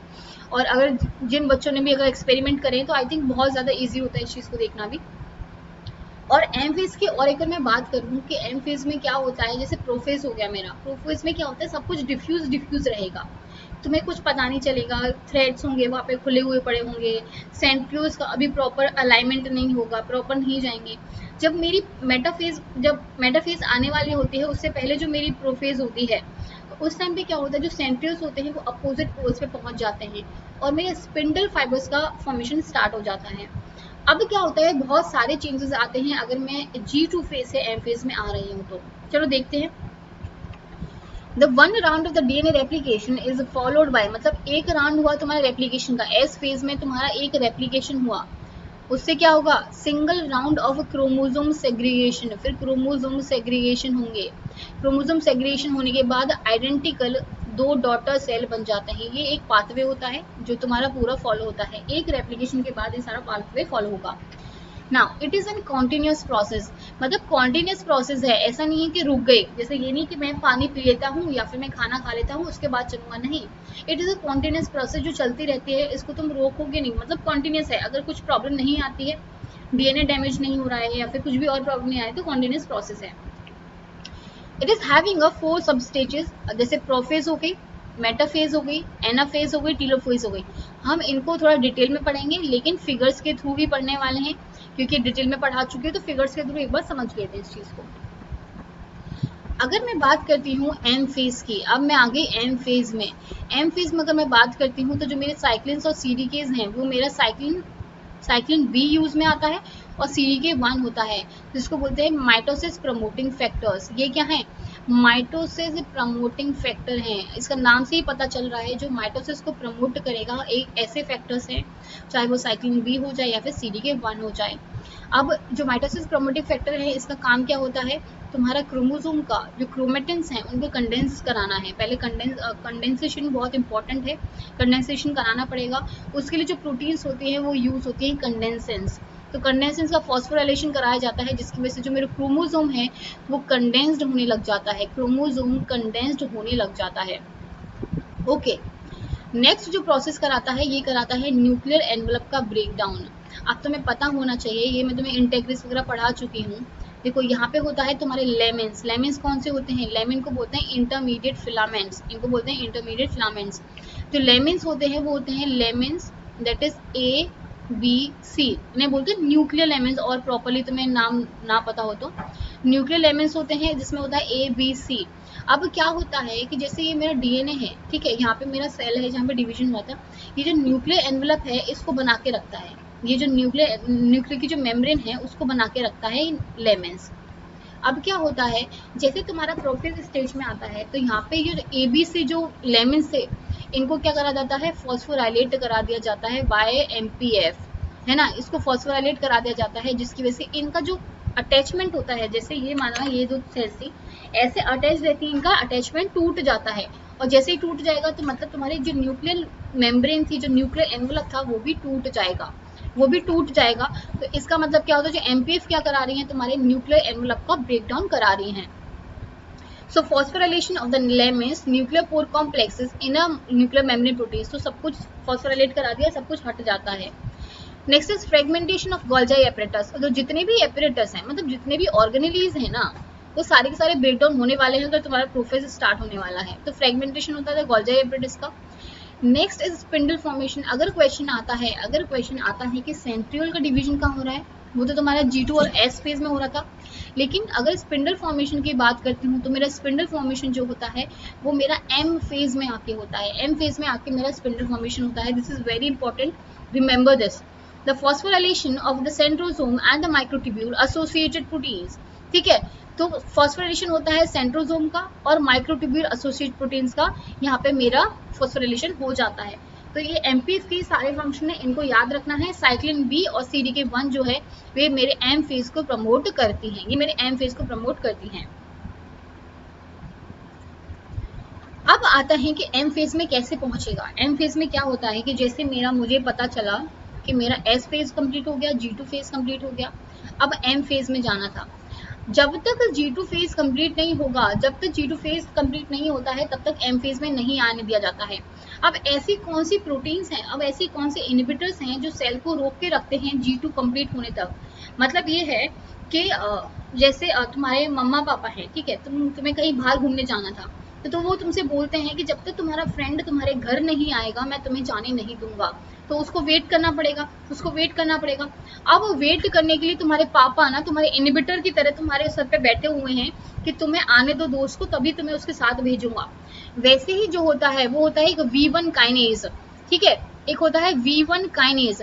V1 काइनेज क्या करके रखता है, V1 काइनेज क्या करके रखता है, जो CDKs होते हैं, मतलब जो CDK1 है, जो M फेज का CDK1 है, ये जो V1, देखो यहाँ पे बना देती हूँ एक बार, ये जो V1 काइनेज है, ये जो CDK1 है, उसके दो तीन रेजिड्यूज पे, जैसे थ्रियोनिन 14 हो गया, जैसे ये थ्रियोनिन 14 हो गया, टायरोसिन 15 हो गया और थ्रियोनिन 161 हो गया, यहाँ पे करके रखता है फॉस्फोराइलेट, उसको रोक के रखता है कि एक बार G2 को कंप्लीट हो जाने दे फिर तू आगे चले जाना। तो ये होता है तुम्हारा V1 काइनेज का काम। फिर क्या होता है कि जब तुम्हारा पता चल गया G2 कंप्लीट हो गया है तो तुम्हारा MPF एक्टिवेट हो जाएगा। कौन? Mitosis promoting factor will activate and will dephosphorylate these residues. जो V1 ने काइनेज ने जो तुम्हारे रेजिड्यूज को फॉस्फोराइलेट करके रखा हुआ था, जो MPF आएगा वो उसको डीफॉस्फोराइलेट कर देगा, वो इन पे से फॉस्फोराइलेशन हटा देगा और तुम्हारे साइक्लिन बी और CDK1 को कर देगा एक्टिव। इसको क्या कर देगा? एक्टिव कर देगा। अगर ये एक्टिव हो जाएंगे तो मतलब तुम्हारे M फेज में एक्टिवेट हो जाएंगे, ये M फेज में एक्टिवेट हो जाएंगे, M फेज एक्टिवेट हो जाएगा, ठीक है। अब साइक्लिन्स का डिग्रेडेशन तो होना पड़ेगा, इसकी पूरी साइकिल है, साइक्लिन का तो डिग्रेडेशन होना पड़ेगा। जैसे ही तुम्हारा M फेज खत्म होगा तो तुम्हारा जो साइक्लिन बी है वो हो जाएंगे डिग्रेड। M फेज में नहीं, N फेज के पहले ही डिग्रेड हो जाते हैं, ये हो जाएगा डिग्रेड और फिर साइकिल तुम्हारी दोबारा से ऐसे ऐसे चलती रहेगी। तो ये बस इतना याद रखना है ये वाली चीज कि कैसे V1 काइनेज ने उसको एक्टिवेट करके रखा हुआ था, मतलब इनएक्टिवेट करके रखा हुआ था, और जैसे तुम्हारी सेल साइकिल कंप्लीट हो जाएगी, मतलब उसको लगेगा कि हाँ प्रॉपर आ गया है न्यूट्रेंट, मतलब G2 फेज कंप्लीट हो चुका है, तो जो MPF आएगा उसको डीफॉस्फोराइलेट करा देगा। तो ये काम होता है तुम्हारा V1 काइनेज का। ये है तुम्हारी कौन सी फेज, ये है तुम्हारी प्रोफेज। यहाँ पे देखो ये तुम्हारे सेंट्रल अब पहुंच गए हैं तुम्हारे कहाँ पे, पोल्स पे पहुंच गए हैं, ये तुम्हारे पोल्स पे पहुंच चुके हैं। सेंट्रोसोम का मतलब होता है जब दो सेंट्रियोल ऐसे करके, दो सेंट्रियोल जब, एक सेकेंड, जब दो सेंट्रियोल तुम्हारे ऐसे कवर हो जाते हैं बाय साइटोप्लाज्म, इसको बोलते हैं सेंट्रोसोम। इस प्रोसेस, इस पूरे स्ट्रक्चर को बोलते हैं सेंट्रोसोम। देखो ये तुम्हारे सेंट्रियोल्स हो गए और यहाँ पे जो फील्ड है उस पूरे को मिला के सेंट्रोसोम बोला जाता है। यहाँ पे तुम्हारे सिस्टर क्रोमेटिड्स हो गए, यहाँ पे कंडेंसेशन स्टार्ट हो गया है, कंडेंसेशन स्टार्ट हो चुका है, थोड़ा बहुत दिखेगा विद द हेल्प ऑफ कंडेंसेंस। तो कंडेंसेस जो प्रोटीन्स होती हैं वो कंडेंस्ड करने में हेल्प करती हैं, कंडेंस्ड करने में हेल्प करेंगी। सेकेंड आता है स्पिंडल एपरेटस, मतलब स्पिंडल फाइबर जो हैं वो फॉर्म होना स्टार्ट हो गए हैं, स्पिंडल फाइबर्स फॉर्म होना स्टार्ट हो गए हैं, तो ये चीजें भी स्टार्ट हो चुकी हैं। अब आता है एक इम्पॉर्टेंट टॉपिक दैट इज कोहेसेंस। अब कोहेसेंस क्या होती है, मैं कंडेंसेंस की बात नहीं करनी है, कंफ्यूज मत होना। कंडेंसेंस का मतलब है कि जो क्रोमोसोम्स को कंडेंस्ड कराते होंगे, और कोहेसेंस का मतलब है, कोहेसन का मतलब क्या होता है, कोहेसन का मतलब होता है कि ऐसी सेल्स, देखो अगर मैं बात करती हूँ प्रोफेज की या फिर पहले वाली सेल्स की बात करती हूँ, तो जो मेरा क्रोमोसोम होता है ऐसे पूरा अटैच्ड रहता है, ऐसे बाइंड रहता है, ऐसे करके बाइंड रहता है। तो इसमें जो अटैचमेंट करा रहा है वो तुम्हारे करा रहे हैं कोहेसन। कोहेसन क्या है, यहाँ पे अटैचमेंट करा रहे हैं। लेकिन क्या होता है, जब तुमने देखा हो प्रोफेज में, अगर प्रोफेज में या फिर मेटाफेज में तुमने कभी क्रोमोसोम को देखा है, तो वो कैसे होते हैं, वो होते हैं ऐसे। तुमने कभी ऐसे पढ़ा है क्रोमोसोम को? नहीं, क्योंकि प्रोफेज में तुम्हें दिखते ही नहीं है। तो क्या होता है, ये जो कोहेसन का अटैचमेंट होता है इसको रिमूव कर दिया जाता है, इसको हटा दिया जाता है बाय सम फॉस्फोराइलेशन के थ्रू। लेकिन क्या होता है, सेंट्रोमियर पे तो फिर भी अटैच्ड रहते हैं। अगर मैं मेटाफेज तक की बात करती हूँ तो सेंट्रोमियर पे तो फिर भी अटैच्ड रहते हैं। ऐसा क्या होता है कि सेंट्रोमियर पे भी अटैच्ड है ये? आई होप फिगर, अरे फिगर नहीं लिया मैंने इसका, चलो कोई बात नहीं, इसको मैं ऐसे ही समझा देती हूँ। देखो ये तुम्हारा क्रोमोसोम हो गया, यहाँ पे जो कोहेसेंस थे इनको रिमूव करेगा कौन, इनको रिमूव करते हैं, they are removed by the phosphorylation but can not remove near centromere. लेकिन सेंट्रोमियर फिर भी अटैच्ड करके रखता है, यहाँ पे तुम्हारे कोहेसेंस प्रेजेंट रहते हैं, इनको रिमूव नहीं किया जा सकता है। अब इनको कौन रिमूव कर रहा है, जो साइड में मेरे यहाँ पे अटैचमेंट था इसको किसने रिमूव करा, इसको रिमूव करा पोलोलाइक काइनेसिस ने और aurora B kinases. This is very important. ये दोनों काइनेसिस क्या करती हैं, ये तुम्हारा इस क्रोमोसोम को, देखो यहाँ पे मैं समझाती हूँ, देखो यहाँ पे ये तुम्हारा हो गया क्रोमोसोम, पहले ऐसा था क्रोमोसोम, ठीक है ऐसा था, ये तुम्हारा सेंट्रोमियर था। अब क्या हुआ, ये जो पोलो लाइक काइनेसिस आई तुम्हारी और ऑरोरा बी काइनेसिस आई, इन्होंने क्या करा कि तुम्हारा जो अटैचमेंट था उसको अलग कर दिया, उसको अलग कर दिया, मतलब ये अटैचमेंट को तोड़ दिया। ये अटैचमेंट कौन करा रहा था, ये जो अटैचमेंट करा रहा था तुम्हारा कोहेसेंस करा रहे थे। लेकिन सेंट्रोमियर पे देखोगे तुम, अभी भी इसने बेचारे दोनों को बांध के रखा हुआ है, तो कोहेसिन अभी भी यहाँ पे प्रेजेंट है। अब क्यों प्रेजेंट होता है कोहेसिन यहाँ पे, at the centromere they have phosphatases. Centromere की अगर मैं बात करती हूँ तो यहाँ पे तुम्हारे फॉस्फेटेजेस प्रेजेंट होते हैं जो काइनेज को अपना वर्क नहीं करने देते हैं, जिसकी वजह से सेंट्रोमियर पे ऐसे अटैच्ड रहते हैं, ठीक है। Now MCDKs phosphorylate component of the nuclear lamins, ये बता चुकी हूँ, and this will lead to disassembly of the nuclear lamina and the breakdown of the nuclear envelope membrane। तो यहाँ पे ब्रेकडाउन हो जाएगा, ये बता चुकी हूँ। अगर ये बच्चों को नहीं दिख रहा हो ना, क्योंकि यहाँ से मे भी फोटो आ सकती है मेरी, तो अगर नहीं दिख रहा हो तो सिर्फ इतना समझाए यहाँ पे कि न्यूक्लियर लेमेंस वाला जो मैं बता चुकी हूँ, ABC जो होंगे वो तुम्हारे फॉस्फोराइलेट हो जाएंगे और तुम्हारा न्यूक्लियर एनवेलप होगा वो हट जाएगा। अगर सेंट्रोमियर की बात करती हूँ तो सेंट्रोमियर में फॉस्फेटेजेस प्रेजेंट होते हैं, जिसकी वजह से वो अलग नहीं हो पाता है और वहाँ कोहेसिन भी प्रेजेंट रहेंगे। अब आते हैं मेटाफेज पे। मेटाफेज वेरी इंपॉर्टेंट फेज है। एक मेटाफेज एक ऐसी स्टेज है जब मैं माइक्रोस्कोप से अगर क्रोमोसोम्स को देखने जाऊँ तो मुझे प्रॉपर्ली विजिबल होंगे। जिन भी बच्चों ने साइटोजेनेटिक्स ली है या फिर जो भी बच्चे जोलॉजी से हैं, ठीक है, और उन्होंने साइटोजेनेटिक्स ली है, तो आई थिंक वो तो प्रॉपर इसी पे काम करते हैं। तो ये तो बहुत वैसी वाली स्टेज हो जाती है, बहुत इंपॉर्टेंट हो जाता है कि इस स्टेज को देखना है। नाउ प्रो मेटाफेज की बात करती हूँ ना, spindle fibre attached to the kinetochores. तो जो स्पिंडल फाइबर है वो तुम्हारे काइनेटोकोर से अटैच होने लग जाते हैं। अब तुम्हें काइनेटोकोर का मतलब समझ में आना चाहिए, काइनेटोकोर्स क्या होते हैं। देखो ये है तुम्हारा, देखो ये तुम्हारा सेंट्रोमियर है, ये है तुम्हारा सेंट्रोमियर, ठीक है। तो वैसे याद रखना है, ये है तुम्हारा सेंट्रोमियर। देखो ये है तुम्हारा सेंट्रोमियर एक रीजन, ये वाला, ये वाला, देखो ये वाला जो है ना, ये वाला सेंट्रोमियर एक रीजन है। अब क्या होता है, स्पिंडल फाइबर्स क्या होते हैं, स्पिंडल फाइबर्स तुम्हारे बने हुए होते हैं माइक्रोट्यूब्यूल से।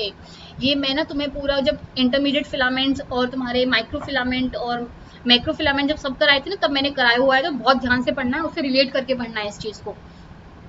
ये सेंट्रोमेरिक रीजन हो गया। यहाँ पे जो मेरे एक होती है काइनेटोकोर्स, काइनेटोकोर्स है ये दोनों, ठीक है, ये दोनों जो ये ब्लू वाली जो है ये तुम्हारी इनर प्लेट है काइनेटोकोर की, और ये वाली जो है तुम्हारी आउटर प्लेट है। अब ये स्पिंडल फाइबर से कैसे अटैच रहती है, ये आ गया मेरा स्पिंडल फाइबर, जो माइक्रोट्यूब्यूल है ये मेरा स्पिंडल फाइबर है।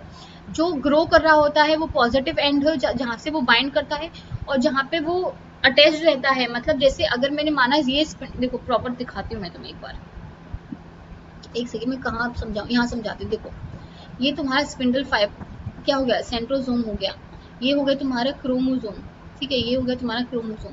यहाँ से स्पिंडल फाइबर निकल रहे हैं वो नेगेटिव साइड होगा, और जहाँ पे आके ये अटैच्ड करने वाले हैं ये होगा तुम्हारा पॉजिटिव साइड, ठीक है, ये होगा तुम्हारा पॉजिटिव साइड।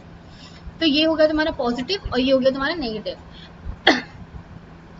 अभी जो माइक्रोट्यूब्यूल्स आ रहे हैं वो बाइंड कैसे रहते हैं, वो बाइंड रहते हैं तुम्हारे NDC80 की वजह से। देखो ये जो NDC80 था इसने ही तुम्हारा यहाँ से बाइंड करके रखा हुआ है, ये जो NDC80 है इसने बाइंड करके रखा हुआ है। सेकंड ये जो है तुम्हारा कोरोना फाइबर जो है, कोरोना वाला कोरोना नहीं है, ये कोरोना फाइबर जो है एक फाइबर निकलता है काइनेटोकोर से, जो तुम्हारे माइक्रोट्यूब्यूल से बाइंड करता है थ्रू SNP, इसके थ्रू डाइनिन जो इसको एनर्जी प्रोवाइड करेगी, एंड वी पॉलीमरेज। तो ये सब जो है ये तुम्हारे इसको बाइंड करके रखते हैं। तो बहुत इंपॉर्टेंट है ये वाला स्ट्रक्चर कि कैसे काइनेटोकोर से माइक्रोट्यूब्यूल या फिर स्पिंडल फाइबर आके अटैच करते हैं। अगर मैं बात करती हूँ मेटाफेज की, now metaphase is perhaps the most recognizable phase of the mitosis in which duplicate chromosomes align at the center of the cell, sometimes referred to as metaphasic plate। ये पता होना चाहिए तुम्हें कि मेटाफेज पे क्या होता है, एक पर्टिकुलर मेटाफेजिक प्लेट पे आके अलाइनमेंट हो जाते हैं। इस प्रोसेस को बोला जाता है कांग्रेशन। इसको क्या बोला जाता है, कांग्रेशन, याद रखना है, this very important. The alignment of the chromosome at the metaphasic plate, the mid point between the two spindle poles, it occurs till the torsion force at each chromosome from the both side is become equal। this is very important। जब तक ये torsion force equal नहीं हो जाती है तब तक कांग्रेशन होता रहता है। देखो कैसे होता है ये तुम्हारा कांग्रेशन होने का तरीका। यहाँ पे क्या होता है, तुम्हारी बहुत सारी काइनेसेंस काम कर रही होती हैं, काइनेसेंस हो गई, तुम्हारी डाइनिन प्रोटीन्स हो गई, और ये तो बहुत सारी ये काम कर रही होती है, मोटर प्रोटीन्स काम कर रही होती हैं। जो नॉर्मली जो मेरी काइनेसेंस होती हैं वो पॉजिटिव डायरेक्टेड होती हैं, जो डाइनिन होती है वो नेगेटिव डायरेक्टेड होती हैं, पर कुछ ऐसी काइनेसेंस भी हैं जो नेगेटिवली डायरेक्टेड हैं। अब मैं बताती हूँ कौन कौन सी हैं। देखो ये जो मेरी काइनेसिन 14 है, काइनेसिन 14 जो है ये मेरी नेगेटिवली डायरेक्टेड है, ठीक है, ये इधर मूव करवाएगी क्रोमोसोम को। जो काइनेसिन 5 है वो मेरी पॉजिटिव साइड के साइड मूव करवाएगी। काइनेसिन 4 और 10 है ये पॉजिटिवली साइड के साइड मूव करवाएंगे। यहाँ पे होती है तुम्हारे डाइनिन प्रोटीन्स, डाइनिन प्रोटीन क्या करेंगे, वो भी नेगेटिव के साइड में मूव करवाएंगे। देखो इसमें क्या होता है, जैसे मेरा हाथ ना ऐसे से घूम रहा था सब जगह, अब क्या हुआ, अगर मुझे प्रॉपर डायरेक्शन मिलेगी, प्रॉपर डायरेक्शन मिलेगी, जैसे काइनेसिन तो पॉजिटिव की साइड में खींच रही हैं, ठीक है, इधर इधर खींच रही हैं, और ये जो नेगेटिव की साइड में खींच रही हैं, तो इससे क्या होगा, ऐसे से करते करते ऐसे से मूवमेंट होगा, मूवमेंट होते होते वो बिल्कुल ऐसे ऐसे करके एक मेटाफिजिक प्लेट पे आ जाएंगे। इसको बोला जाता है कांग्रेशन। एक पर्टिकुलर फोर्स, मतलब जो भी फोर्स इस पे लग रहा था और इस पे लग रहा था, जैसे ये मेरा एक पर्टिकुलर साइड हो गया, एक पर्टिकुलर साइड ये हो गया क्रोमोसोम का, पॉजिटिव वाला यहाँ पे अपना फोर्स लगा रहा है और नेगेटिव वाला यहाँ लगा रहा है, ऐसे ऐसे ऐसे करते करते करते करते ऐसे मतलब ऐसे मूवमेंट होता है प्रॉपर, और एक पर्टिकुलर कांग्रेशन प्लेट पे आ जाएंगे, पर्टिकुलर मेटाफिजिक प्लेट पे आ जाएंगे। तो ये होता है तुम्हारा मेटाफिजिक प्लेट पे आने का पूरा तरीका। देखो यहाँ से तुम्हारे सेंट्रल रिलीज हो रहे हैं, ठीक है, यहाँ पे स्पिंडल फाइबर्स आ गए, यहाँ पे देखो पॉजिटिव होगा कोई डायरेक्टेड, एक होगा नेगेटिव डायरेक्टेड, दोनों क्या करेंगे, एक इधर खींचेगा एक इधर खींचेगा, इधर उधर के चक्कर में वो धीरे धीरे धीरे धीरे धीरे बिल्कुल ऐसे मेटाफिजिक प्लेट पे आके अरेंज हो जाएंगी। देखो ये अरेंजमेंट हो गया इनका मेटाफिजिक प्लेट पे आके अरेंजमेंट हो जाएगा। और देखो न्यूक्लियर मेम्ब्रेन तो डिसअपियर हो ही गई है, इसमें न्यूक्लियर मेम्ब्रेन तो दिख ही नहीं रही है, तो इसका डिसअपियरेंस हो जाएगा। तो मेटाफिजिक प्लेट जो होती है बहुत इंपॉर्टेंट होती है, और इसमें जो फिनोमेना है वो है कांग्रेशन। कांग्रेशन को याद रखो, बहुत इंपॉर्टेंट हो जाता है कांग्रेशन। अब आते हैं एनाफेज पे। अब मुझे बताओ एनाफेज पे क्या होगा। एनाफेज पे क्या होने वाला है, तुम्हारा जो क्रोमोसोम था अब वो होने वाला है अलग, अब मुझे बताओ, जब मैंने तुम्हें बताया था कि यहाँ पे क्या होता है, यहाँ पे जो सेंट्रोमियर रीजन है यहाँ पे तुम्हारा होता है कोहेसेंस और यहाँ पे होती हैं फॉस्फेटेजेस, जो क्या करती हैं, जो ऑरोरा बी काइनेसिस को या फिर जो तुम्हारे पोलोकाइनेसिस हैं उनको काम नहीं करने देती हैं, तो यहाँ पे अटैचमेंट रहता है। लेकिन एनाफेज की अगर तुमने साइट पढ़ी हो तो इसमें क्या होता है, एनाफेज की साइट अगर तुमने पढ़ी हो तो यहाँ पे जो क्रोमोसोम होता है वो क्रोमेटिड में अलग हो जाता है और ऐसे मूव करना स्टार्ट करता है अपोजिट पोल्स पे मूव करना स्टार्ट कर देता है। तो एनाफेज में अब ऐसा क्या प्रोसेस होता है जिसकी वजह से ये मूवमेंट हो रहा है। तो दो चीजें होती हैं, एक होता है सेक्यूरिन और एक होता है सेपरेज। जो सेक्यूरिन और सेपरेज होता है, जो सेक्यूरिन है सेपरेज को इनएक्टिव करके रखता है। नाम याद करो, सेपरेज है मतलब जो सेपरेट करने वाला है, जो दो चीजों को, दो लोगों को जो सेपरेट करने वाला है वो है सेपरेज। तो सेक्यूरिन और सेपरेज दोनों आपस में वाइंड रहते हैं। सेक्यूरिन क्या करता है, सेपरेज को इनहिबिट करके रखता है। लेकिन एक आता है सेवियर कौन है, APCC और CDC20। कौन है, याद रखो, दिस इज APCC और CDC20, ये दोनों आते हैं। आने के बाद क्या करेंगे, इस सेक्यूरिन का क्या करा देंगे, यूबिक्विटिनेशन करा देंगे इनका। जैसे यूबिक्विटिनेशन होगा ये सेक्यूरिन मेरा हो जाएगा डिग्रेड, यूबिक्विटिनेशन मीडिएटेड प्रोटियोसोमल डिग्रेडेशन ऑफ सेक्यूरिन।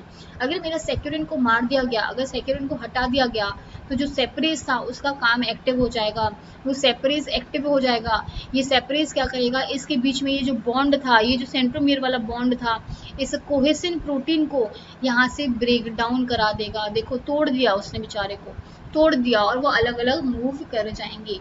ये काम होता है तुम्हारा एनाफेज पे। देखो प्रॉपरली देखते हैं एक बार। Now the all the chromosome aligned on the spindle। देखो पहले ये क्रोमोसोम मेरा, यहाँ पे क्रोमोसोम ये बाइंड था कोहेसिन के थ्रू बाइंड था। फिर आता है मेरा APC और CDC20। ये APC CDC20 क्या करता है, ये कराता है सेक्यूरिन का कराएगा यूबिक्विटिनेशन कराएगा। पहले ये काम भी क्या कराता है, ये तुम्हारे साइक्लिन बी को डिग्रेड करता है, जो मैं तुम्हें पीछे बता चुकी थी। साइक्लिन बी को डिग्रेड करता है, क्यों, क्योंकि ये होती है तुम्हारी मेटाफेज हो गया तो तुम्हें एनाफेज में आना है तो पहले साइक्लिन बी को डिग्रेड करेगा, जिसकी वजह से वो अपनी एक्टिविटी अपने शो कर पाएगा। तो इसने इसको इनएक्टिवेट करा पहले, तो फिर क्या करेगा, सेक्यूरिन के पास जाएगा, इसको क्या करेगा, इसको डिग्रेड करा देगा। देखो डिग्रेड करा दिया इसको, इसका प्रोटियोसोमल डिग्रेडेशन करा दिया और जो सुबाई सेपरेज थी इसको करा दिया एक्टिवेट।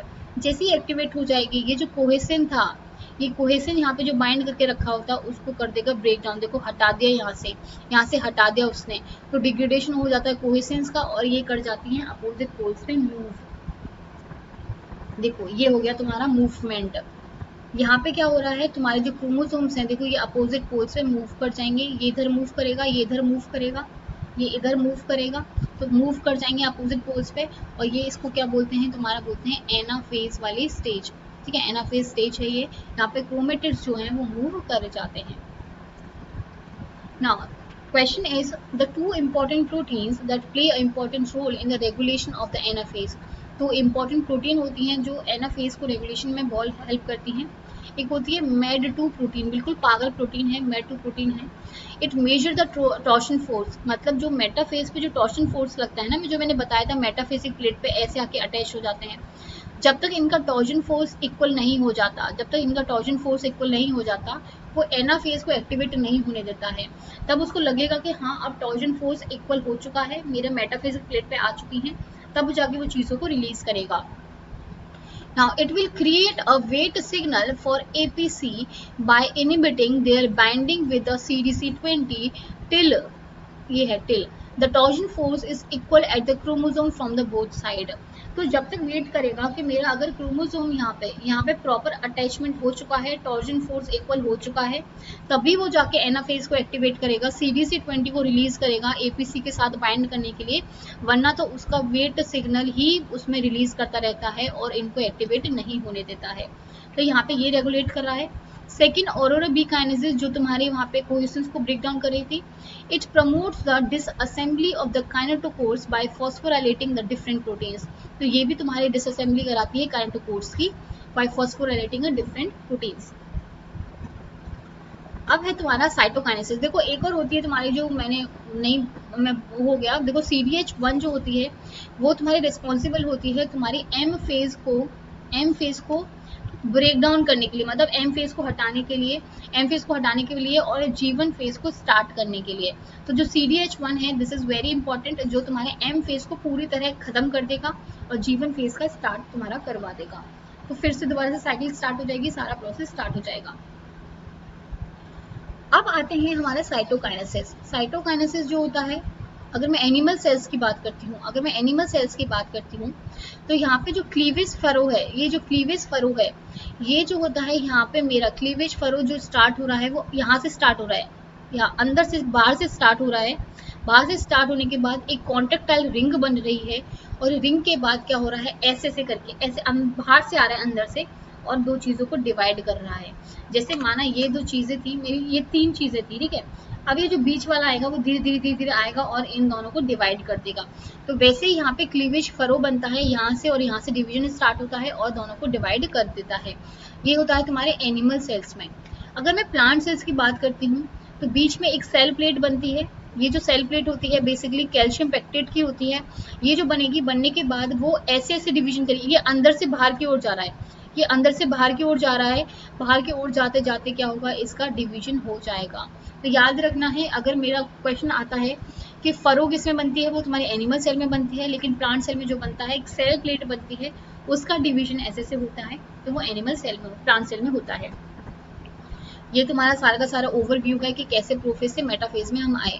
देखो अगर मैं प्रोफेज की बात करती हूँ तो देखो क्रोमोसोम्स कैसे अटैच्ड है। यहाँ से क्रोमोसोम ऐसे डिफ्यूज मत हो रखे हैं पूरी में, कोई भी अलाइनमेंट नहीं है, प्रॉपर कुछ नहीं है, स्पिंडल फाइबर फॉर्म हो गए हैं। मेटाफेज में क्या होता है, they are attached with the metaphysic plate. जब तक इनका टॉर्जन फोर्स इक्वल नहीं हो जाता तब तक ये यहाँ पे मूव करते रहते हैं। जैसे टॉर्जन फोर्स इक्वल होता है तुम्हारा एनाफेज एक्टिवेट हो जाता है, डिवाइड कर दिया जाता है, ये अलग हो जाते हैं क्रोमेटिड्स, ये अलग अलग पोल पे जाके डिवाइड करने लग जाएंगे। टीलोफेज में क्या होगा, टीलोफेज में तुम्हारा न्यूक्लियर मेम्ब्रेन जो होगा, न्यूक्लियर मेम्ब्रेन मतलब जो न्यूक्लियर लेमेंस थे, तुम्हारे लेमेंस थे ना ABC, ये तुम्हारे क्या हो जाएंगे, डीफॉस्फोराइलेट हो जाएंगे। डीफॉस्फोराइलेट का मतलब क्या हो गया, पहले जो मैंने फॉस्फोराइलेशन करा था तो इनको रिमूव कर दिया था, लेकिन अब डीफॉस्फोराइलेट हो जाएंगे तो जो न्यूक्लियर मेम्ब्रेन है वो भी फॉर्म होने लग जाएगी, तुम्हारे ऑर्गेनेलीज फॉर्म होने लग जाएंगे, गोल्जी एपरेटस हो गया, ये सब फॉर्म होने लग जाएंगे।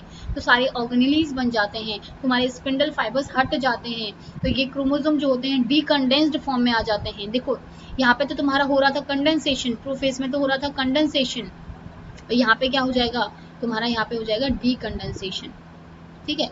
तो ये तुम्हारी न्यूक्लियर एनवलप भी आ जाएगा, यहाँ पे डीकंडेंसेशन भी हो जाएगा, स्पिंडल फाइबर्स हट जाएंगे और टीलोफेज क्या कर देगी, दो सेल को डिवाइड कर देगी, ठीक है, दो डॉटर सेल्स बना देगी।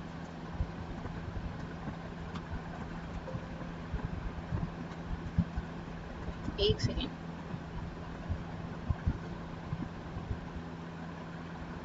तो क्या कर सकते हो, अगर आपको और भी स्पेशल क्लासेस फ्री लेनी है तो आप क्या कर सकते हो, आप हमारे साथ अनअकैडमी पे जुड़ सकते हो, जहाँ पे मैं भी स्पेशल क्लासेस लेती हूँ। तो अब ये फ्री वाली क्लासेस होती हैं तो तुम ले सकते हो। आपको करना क्या है, आपको अनअकैडमी ऐप पे जाना है, जाने के बाद आपको यहाँ पे फॉलो कर लेना है, जिसकी वजह से आपको नोटिफिकेशन आते रहेंगे एटलीस्ट, ठीक है। तो ये फॉलो कर लेना। उसके बाद अगर मैं बात करती हूँ प्लस की, देखो प्लस का फ़ायदा क्या है, एक तो तुम्हारा सारा कोर्स कंप्लीट कराया जाएगा, 13 यूनिट जो है तुम्हारी सारी की सारी कंप्लीट कराई जाती हैं, along with the mock test भी कराए जाएंगे तुम्हारे। मॉक टेस्ट के साथ साथ तुम्हारे MCQs कराए जाते हैं, तुम्हारे मोस्ट एक्सपेक्टेड क्वेश्चंस कराए जाते हैं और मोस्ट इम्पॉर्टेंट क्वेश्चंस कराए जाते हैं। इसके साथ साथ तुम्हारे डाउट सेशंस भी होते हैं, जो भी तुम्हारी क्वेरीज हैं वो सुनी जाती हैं, डाउट सेशन क्लियर करे जाते हैं। तो तुम्हारा काफ़ी फ़ायदा है अगर तुम प्लस पे ज्वाइन करते हो। अगर तुम्हें नॉर्मली बात करती हूँ तो जो अगर तुम कहीं और जा रहे हो एडमिशन लेने के लिए 35,000 प्लस 10,000 तुम्हारा रेंट, मतलब 1-1.5 लाख तुम्हारा गया पैसा, लेकिन यहाँ पे तुम्हें इतना पे नहीं करना होता है। और पता है क्या, ऐसा नहीं है कि सिर्फ मेरा कोर्स आपको मिलेगा, आपको सारे टीचर जितने भी CSI UGC नेट के टीचर्स हैं ना, आपको सब मिलते हैं। तो अगर आपको सब मिल रहे हैं, आप किसी की भी लाइव क्लास ले रहे हैं, तो आपको कितना कुछ सीखने के मिलेगा। देखो तुम इस चीज़ को ना, कोई हो सकता है प्लांट फिजियोलॉजी अच्छा पढ़ाता है, या फिर कोई ह्यूमन फिजियोलॉजी अच्छा पढ़ाता है, या फिर कोई भी कुछ भी अच्छा पढ़ाता है, तो तुम यहाँ पे बहुत फ़ायदा हो जाता है। आप सब्सक्रिप्शन ले सकते हो, प्लस पे आ सकते हो हमारे साथ। आप 6 मंथ्स का ले सकते हो, 12 मंथ्स का ले सकते हो, फिर 24 मंथ्स का ले सकते हो, आप कैसे भी ले सकते हो। जैसे अगर कोई भी बच्चा अभी मेरा मास्टर्स के लास्ट सेमेस्टर में है, या फिर उसने ड्रॉप लिया हुआ है, वो 6 मंथ्स का ले सकता है। जो भी बच्चा अगर मास्टर्स के अभी सेकेंड ईयर में आया है, वो 12 मंथ्स का ले सकता है। इससे क्या होगा, उसका कोर्स भी कंप्लीट हो जाएगा, और नेट JRF भी एक पर्टिकुलर टाइम के बाद, मतलब ये 12 मंथ में ही 6 महीने के बाद या फिर 12 महीने के बाद JRF क्लियर हो जाएगा। और तुम्हें पता होना चाहिए कि JRF क्लियर होने के बाद अगर तुम PhD करते हो, तो अबाउट तुम्हें 31,000 मिलते हैं पर मंथ के 31,000 मिलते हैं। तो ये तुम्हें पता होना चाहिए। अगर मैं बात करती हूँ 24 मंथ की, तो अगर कोई भी बच्चा अभी मास्टर्स के अभी फर्स्ट ईयर में आया है, मतलब एडमिशन लेने वाला है, अगर उसे पता है कि मैं लाइफ साइंसेज से कुछ करना चाहता हूँ, तो वो यहाँ पे 24 मंथ्स का ले सकता है। आई थिंक बहुत ज़्यादा कम पैसे हैं, ज़्यादा पैसे भी नहीं हैं, तो तुम फ़ायदा है तुम्हारे लिए। अब नॉर्मली जो पे करना होता है, तुम्हें 11,000 पे करना होता है, लेकिन आप एक रेफरल कोड यूज़ कर सकते हैं। ये रेफरल कोड जो होता है, वो होता है कुमकुम 10। कुमकुम 10 आप यूज़ करेंगे, इसके बाद आपको 10% ऑफ मिल जाएगा इस पे। इस कुमकुम 10 को अप्लाई करने से 10% ऑफ मिल जाएगा आपको। और अबाउट 10,395 आपको पे करना होगा फॉर 1 ईयर। आपको 1 साल के लिए इतना पे करना है, एंड देन आपको करना है प्रोसीड टू पेमेंट। आपको 10% ऑफ मिलेगा। मिलने के बाद आपको डेबिट कार्ड के थ्रू कर सकते हैं, आप EMI के थ्रू कर सकते हैं, जहाँ पे नो कॉस्ट EMI वाला ऑप्शन भी है। मतलब क्या हुआ, यहाँ पे तुम्हें कोई भी इंटरेस्ट देने की ज़रूरत नहीं है, इंटरेस्ट देने की ज़रूरत नहीं है, तुम्हारा नो कॉस्ट EMI है। आप UPI के थ्रू कर सकते हो, आप वॉलेट के थ्रू कर सकते हो, आप नेट बैंक के थ्रू भी कर सकते हो। आपको करना क्या है, आपको अनअकैडमी ऐप को जाना है। देखो प्ले स्टोर पे तुम सीधे जाओगे ना, अनअकैडमी डालोगे, वहाँ से डाउनलोड हो जाएगी। आपको life sciences CSI UGC net के पास जाना है, सब्सक्रिप्शन लेना है बाय अप्लाइंग कुमकुम 10। ये बहुत इंपॉर्टेंट है, आप इसको यूज़ करें। यूज़ करने के बाद क्या होगा, आपको मेरे कोर्स के साथ साथ जितने और भी टीचर्स हैं, आपको सारे कोर्स मिल जाएंगे। कोई भी क्वेरी है तो आप मुझसे जाके पूछ सकते हैं, कोई ऐसा सीन नहीं है, आप मुझसे पूछिए, मैं आपको बता दूंगी सारी चीज़ें। So thank you so much everyone, thank you so much for watching this video, thank you.